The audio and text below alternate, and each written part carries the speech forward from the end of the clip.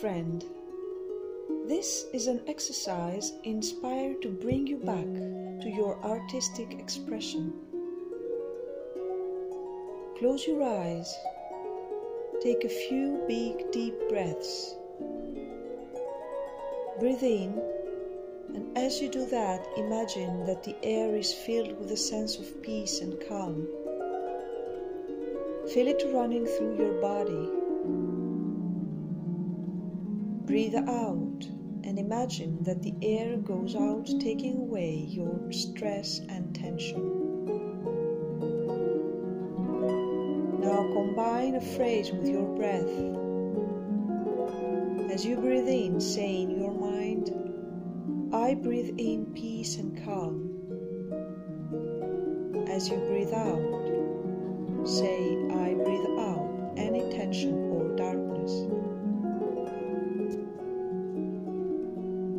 Pray to Spirit, the primary source of creation. Say, Spirit, please assist me during this journey towards understanding of the expression of my artistic nature and towards healing of any erroneous beliefs about being incapable of producing works of art for myself and others. Now consciously set the intention of opening to receive from Spirit and the spiritual realms the assistance that is necessary for you at this moment in order to be able to fully express yourself in your everyday life through your artistic talents. Set the intention of accepting the fact that you and every soul is gifted with an inner ability of artistic expression that transforms your sparkle of divine light into tangible forms of art, as simple as they might seem. Allow yourself to introduce in your everyday life the option of artistic expression of your gifts, so that you can transform your life and other people's lives with the aid of your divine inspiration. Feel free to accept the call if you may.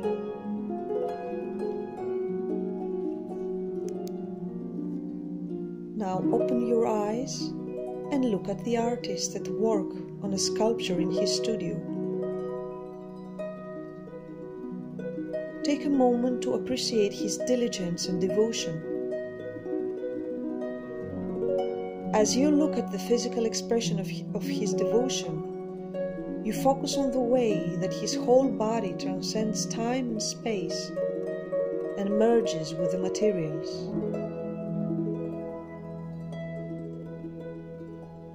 Imagine a sparkle of light over your head and a sphere of light into the artist's studio. As you feel the pure white light's warmth entering your body from top to bottom, you keep looking at the artist.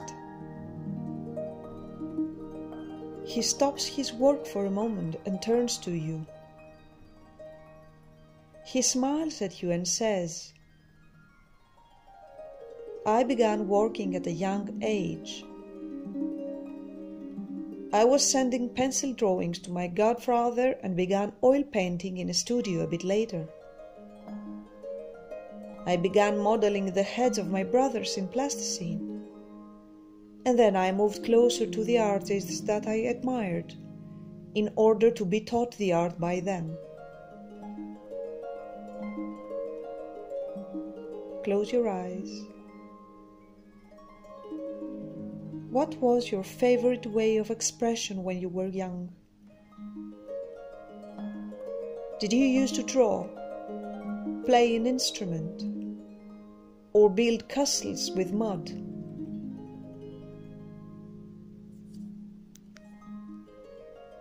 As you recall your own forms of artistic expression as a child, you step into the artist's studio and you move closer to his work. You take some time to look around and observe the surroundings. The place is a small, shabby studio revealing a number of works that rejoice in the physicality of raw materials.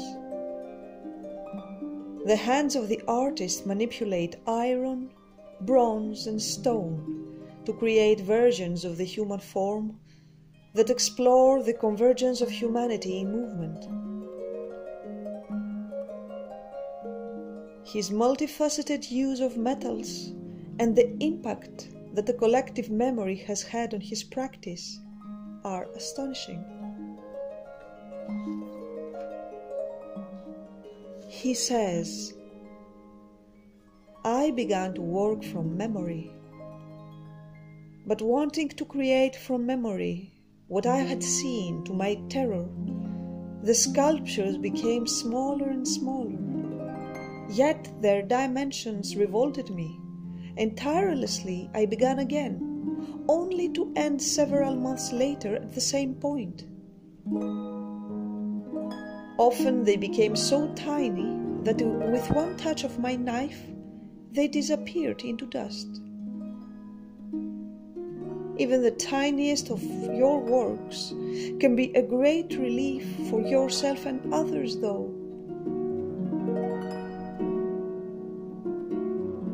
You begin to notice how the artist's inner world is reflected on his works, expressing a collective feeling of distress, as during his times humanity was healing its wounds.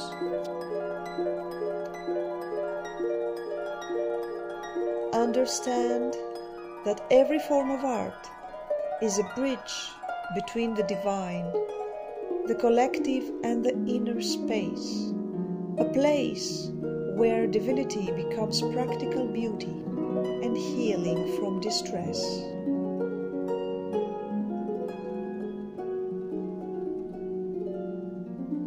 The artist continues smiling. He now describes a period of enigmatic work. For 6 whole months, he says, I passed hour after hour in the company of a woman who, concentrating all life in herself, made every moment something marvelous for me. We used to construct a fantastic palace in the night, a very fragile palace of matchsticks. At the slightest false move, a whole part of the minuscule construction would collapse and we would always begin it again. You shall never abandon before you have fully known that this is the moment to stop. At some point you just say, I have added to my work all that it needed.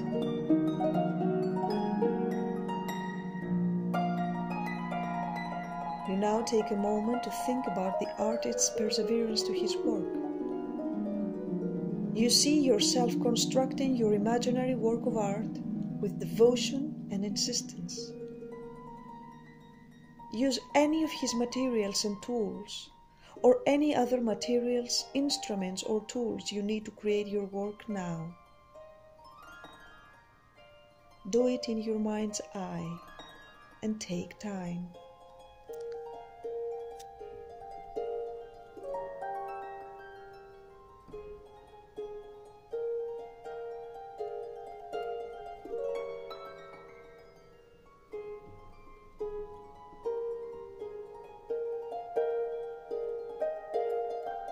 As you continue breathing in and out,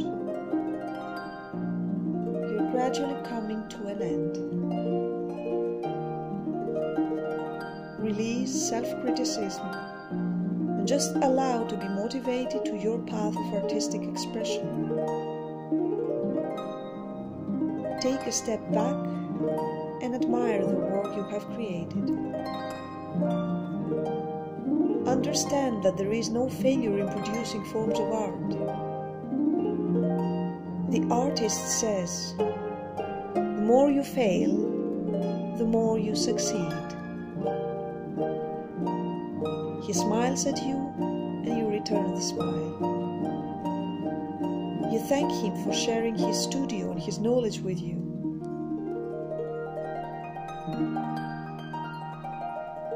As you say goodbye to Alberto Giacometti, you step out of his studio and you return to your physical world.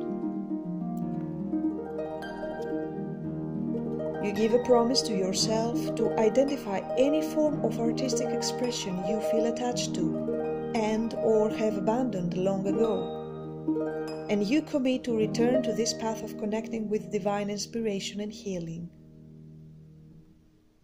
Thank Spirit for allowing this connection to reveal memories and sensations to you. Know that the One is the One since the beginning of time.